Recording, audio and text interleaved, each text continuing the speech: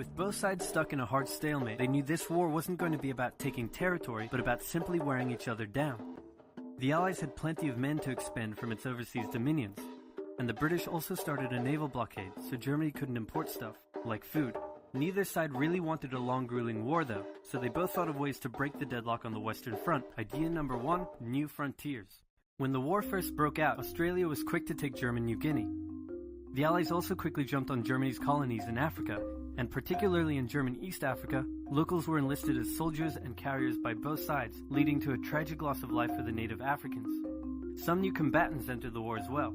The Allies' new friends were Italy and Japan. Japan was busy building itself an empire, so it was more than happy to take away German islands and colonies in East Asia. Italy actually had an alliance with Germany and Austria-Hungary before the war, but after some tense relations, and then the Allies promising to give them some of Austria-Hungary's stuff, they switched sides. Italy opened up a front in the mountains here, but like everyone else, they were stuck in stalemate for most of the war. The Central Powers' new friend was a struggling empire in the Middle East. The Ottomans were divided on whether to actually join the war or not, since they had been exhausted by the recent Balkan Wars. Some of the politicians who did want to join went off on their own and fired some shells at Russia, and then came back and said, "Whoops, looks like we're at war now." The Ottoman entry into the war was of particular concern to the British, since the Middle East was full of oil, and Britain wanted all of that oil. First, the Ottomans tried to attack Russia in the Caucasus Mountains, but they weren't prepared for the cold, and many of them froze to death. Then they crossed miles of desert to take the Suez Canal from the British, but that failed too. Then the Allies tried to take the Dardanelles at Gallipoli in a long and hard trench warfare campaign, but that also failed. The Ottomans blamed their initial losses on the ethnic Armenians living within Ottoman territory, and the resulting Armenian genocide led to the deaths of 1.5 million people. Then the Germans sent spies into Afghanistan to try to convince the Arab tribes there to rise up in jihad against the British and attack India. But that plan failed, partly because the spies got bored, brewed their own alcohol, and got drunk, which is a bad thing to do in Afghanistan.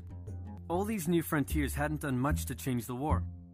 Aware that the Allies had more men and supplies than them, the Germans knew they had to do something to break the stalemate. Before the war, there was a big conference that set out the rules of modern warfare. No chemical weapons, no killing civilians. Basically, don't be jerks. The Germans held a meeting and decided to be jerks. Zeppelin air raids commenced over British cities. They also started attacking the Allied trenches with chlorine gas, and they used submarines to sink civilian ships. One such civilian ship was the Lusitania, which had 159 Americans on board when it was sunk, further swaying US opinion against the Germans. Not to be completely unfair to the Germans, the Allies also engaged in chemical warfare soon after, and they had been hiding anti-submarine weapons on their civilian ships, which let the Germans justify their attacks. Meanwhile, Austria-Hungary still hadn't dealt with Serbia, so the Central Powers enlisted some help. Bulgaria wished it was bigger and was still bitter about losing the Second Balkan War. The Central Powers promised to make all of Bulgaria's wildest dreams come true if they helped, so they signed on, and together they knocked out Serbia. The Serbian troops retreated through Albania, which was neutral but had some ties to Austria-Hungary. So Austria-Hungary entered Albania in a friendly invasion to chase down the Serbians, many of whom escaped by sea. It's 1916, and a lot is happening. As if they didn't have enough enemies already, Germany added one more to the list. Portugal had been getting a bit chummy with the Allies behind the scenes, and Germany didn't like that one bit. Around the same time, the only sea battle of the war happened. Both sides had a new powerful class of battleships called dreadnoughts, but they were so expensive to build that neither side wanted to risk losing them in a battle, so they kept them in port, except for one time when they had a big fight and a bunch of them got damaged, so they didn't try that again. The UK started conscripting men to the army, so they had plenty of reserves, which is just as well because the Western Front was about to get brutal. The longest and one of the bloodiest battles of the war started when the Germans launched an attack around the French city of Verdun. The French defended it desperately, leading to hundreds of thousands of casualties. Under pressure, the French called on its allies to do something to draw the Germans' attention away, so the British started their own long and brutal fight, the Battle of the Somme, with 60,000 British casualties on just the first day. It was also here that the British first used one crazy brand new piece of sci-fi technology.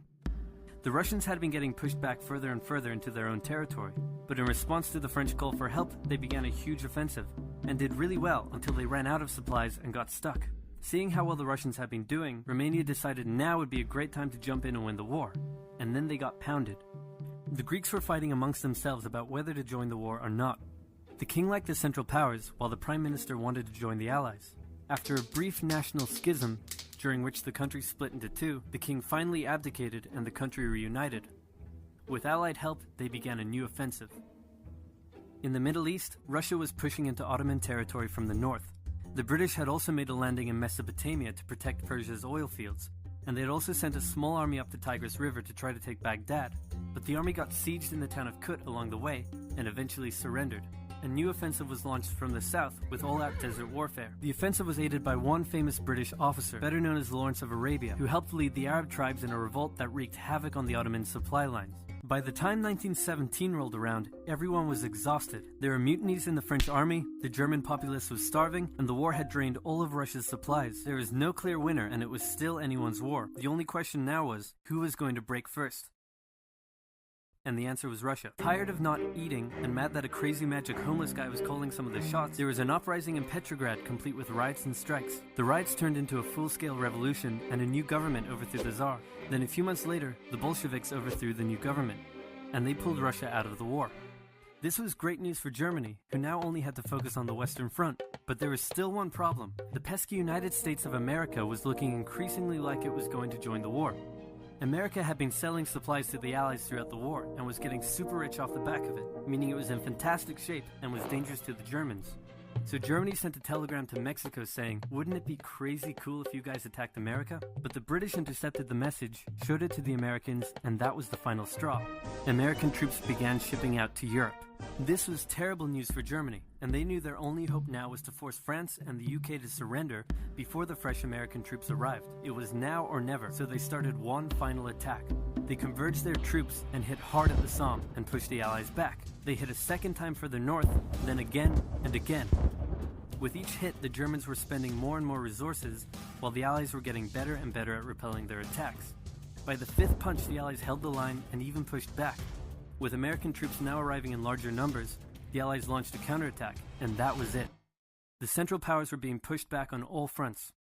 Bulgaria collapsed first, followed by the Ottoman Empire, then Austria-Hungary, and finally on November 11, 1918, at 11 o'clock, Germany surrendered. At the peace treaty, Germany was forced to reduce its military, accept war guilt, and pay the bill for the war. After indescribable suffering and millions dead, the world learnt its lesson and never had such an awful war again. For about 20 years.